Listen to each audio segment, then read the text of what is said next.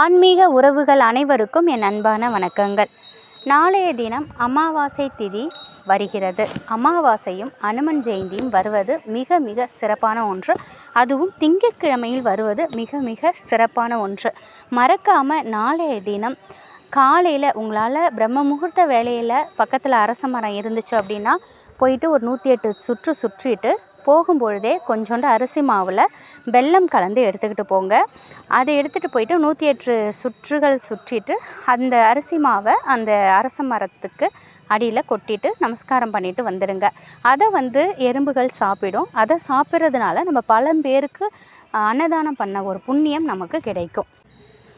இன்று நம்ம பார்க்க போகிற பதிவு கோடீஸ்வர யோகத்தை கொடுக்கக்கூடிய சோடசை கல நேரத்தை பற்றி தான் பார்க்க போகிறோம். உழைச்சாதான் காசு வரும், ஆனால் அதில் எந்த மாற்றமும் கிடையாது. ஆனால் அந்த உழைப்போடு சேர்த்து கடவுளின் அனுகிரகமும் சேர்ந்து வரும்பொழுது நம்முடைய வாழ்க்கையில் பெரிய அளவில் நல்ல மாற்றங்கள் ஏற்படும். கோடீஸ்வர யோகத்தை தரக்கூடிய சோடச கலை நேரத்தை பற்றி தான் இந்த பதிவில் நம்ம பார்க்க போகிறோம். மார்கழி மாத அமாவாசை திதி ரொம்ப ரொம்ப விசேஷமானது. திங்கட்கிழமையில் வரக்கூடிய இந்த அமாவாசை திதியில் சோடச கலை நேரம் எப்போ வருது அப்படிங்கிறதையும் எந்த நேரத்தில் எப்படி வேண்டுதல் வைத்தா அது பலிக்கும் அப்படிங்கிறத பற்றி தான் பார்க்க போகிறோம். முதல்ல சோடச கலை நேரம் அப்படின்னா என்னங்கிறத பார்த்துடலாம். அகத்திய மாமுனிவரால் நமக்கு கொடுக்கப்பட்டது தான் இந்த அதி அற்புதம் வாய்ந்த சோடச கலை நேரம். அமாவாசை திதி முடியும் போதும் பௌர்ணமி திதி முடியும் போதும் இந்த சோடச கலை நேரம் வரும். இந்த சோடச கலை நேரங்கிறது மொத்தமாக பார்த்தா 2 மணி நேரம். ஆனால் இந்த 2 மணி நேரத்தில் வெறும் 5 வினாடிகள் மட்டும்தான் இந்த சோடச கலையோட சக்தி வாய்ந்த நேரம் நமக்கு சொல்லப்பட்டிருக்கு. அந்த 5 சொடக்கு போடும் நேரம் மட்டுமே சோடச கலை நேரம். இந்த நேரம் இந்த 2 மணி நேரத்துக்குள்ளே எப்போ வருதுங்கிறது நமக்கு தெரியாது. இந்த 2 மணி நேரத்தையும் நம்ம சரியாக பயன்படுத்திக்கிட்டோம் அப்படின்னா நம்ம வேண்டக்கூடிய வேண்டுதல் அனைத்தும் உடனடியாக கிடைக்கும். அமாவாசை திதி பார்த்திங்கன்னா திங்கட்கிழமை காலையில் 4:44க்கு ஆரம்பித்து அடுத்த நாள் செவ்வாய்க்கிழமை 5:03க்கு முடியுது.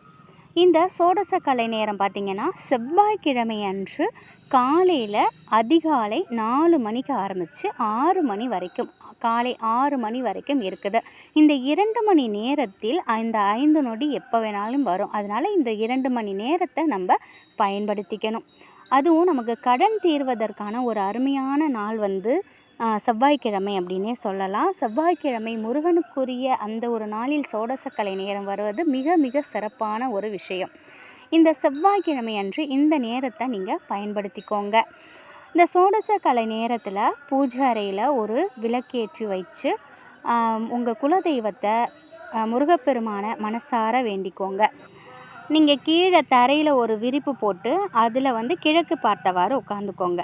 உங்களுக்கு வாழ்க்கையில் என்ன நல்லது நடக்கணுமோ அதை நீங்கள் மனசார வேண்டிக்கோங்க. உங்களுக்கு என்ன வேணாலும், கடன் தீரணும், இல்லை வருமானம் அதிகமாகணும், குடும்பம் சந்தோஷமாக இருக்கணும், பிள்ளைங்க படிக்கணும், இல்லை வீட்டில் உள்ளவங்களுக்கு வேலை கிடைக்கணும், வீட்டில் உள்ளவங்க ஆரோக்கியமாக இருக்கணும், இப்படி என்ன வேண்டுதல் வைத்தாலும் பரவாயில்லைங்க.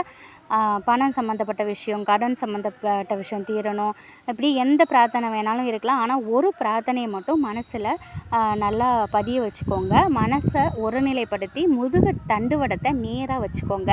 ஏதாவது ஒரே ஒரு வரத்தை மட்டும் நீங்கள் கேட்கணும். அந்த ஒரு விஷயம் மீண்டும் மீண்டும் உங்கள் மனசில் ஆழ் மனசில் சொல்லிக்கிட்டே இருக்கணும். நீங்கள் உட்கார்ந்துருக்கக்கூடிய இடத்துல நல்லா வாசனை நிறைந்த ஊதுபத்தி கூட நீங்கள் கொளுத்தி வச்சுக்கலாம். உங்கள் மனசில் ஏதாவது அலைப்பாயுது, உங்களால் மனசை ஒருநிலைப்படுத்த முடியல அப்படின்னா ஓம் நம சிவாயங்கிற மந்திரத்தை கூட நீங்கள் சொல்லிக்கலாம். ரொம்பவும் பெரிய கடன் இருக்குது, பெரிய அளவில் இருக்குது, அந்த கடனை அடைக்கணும் அப்படின்னா அந்த கடனை சீக்கிரம் திருப்பி தரணும் அப்படின்னு பிரார்த்தனையை இந்த நேரத்தில் வச்சுக்கோங்க. இந்த 2 மணி நேரத்தில் 5 சொடக்கு போடக்கூடிய 5 வினாடிகள் தான் சோடச கலை நேரம் வரும். 5 வினாடிங்கிறது நமக்கு தெரியாது. அதனால் இந்த 2 மணி நேரத்தையும் நம்ம முழுசாக பயன்படுத்திக்கணும்.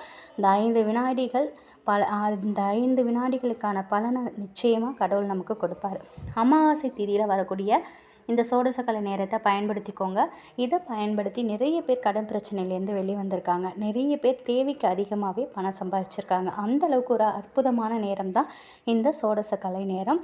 இந்த 5 நொடியை நீங்கள் பயன்படுத்திக்கோங்க. கட்டாயம் உங்கள் வாழ்க்கையில் மிகப்பெரிய அளவில் நல்ல முன்னேற்றங்கள் ஏற்படும். நீங்கள் உழைக்கக்கூடிய பணங்கிறது உங்கள் கைக்கு வீண் விரயமாகாமல் நல்லபடியாக வந்து சுப செலவுக்கு பயன்படும்.